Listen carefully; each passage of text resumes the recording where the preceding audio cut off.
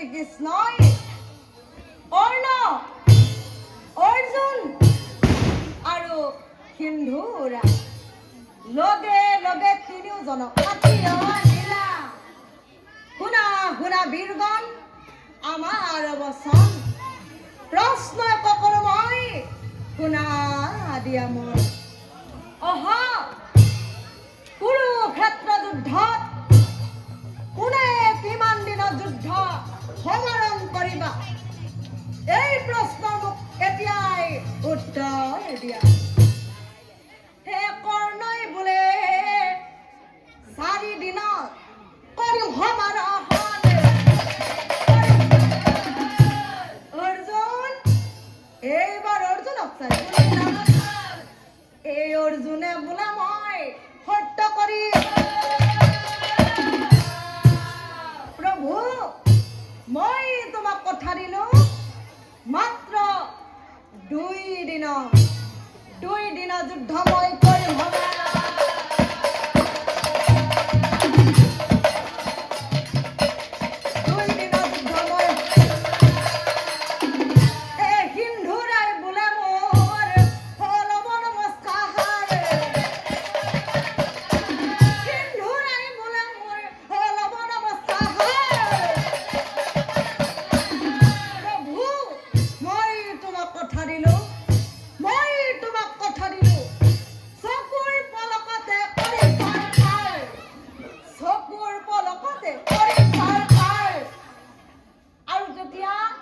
শ্ৰীকৃষ্ণই মনে মনে ভাবে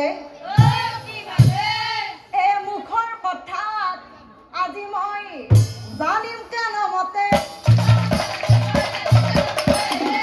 সেইকাৰণে দ্বিতীয় প্ৰশ্নৰ উত্তৰ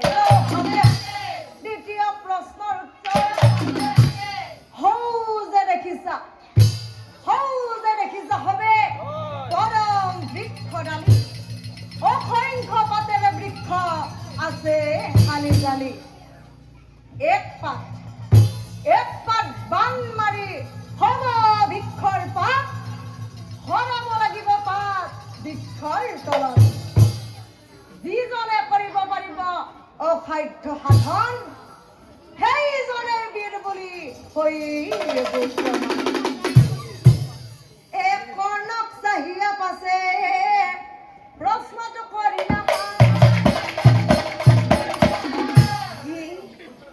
নোৱাৰো বুলি কন এই প্ৰশ্ন কৰে শ্ৰীকৃষ্ণই এই অৰ্জুনক। প্ৰভু নোৱাৰো বুলি পাছে কি কৰে দে।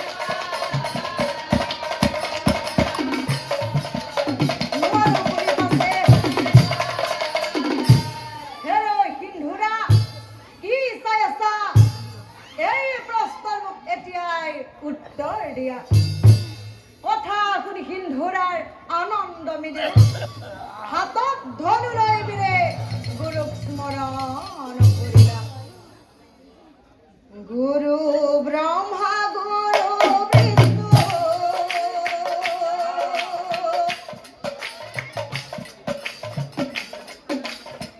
গুৰু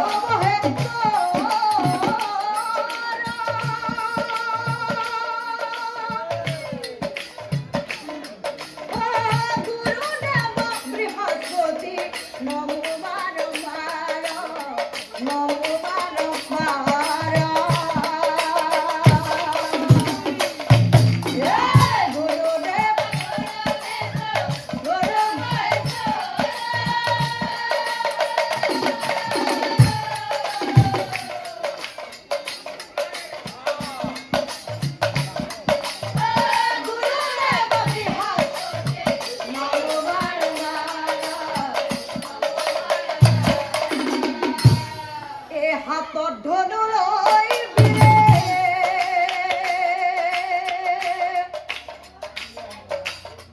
গুৰুক স্মৰণ কৰে।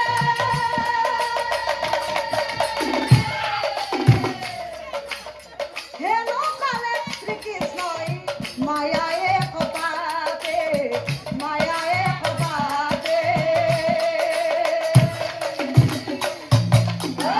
গুৰু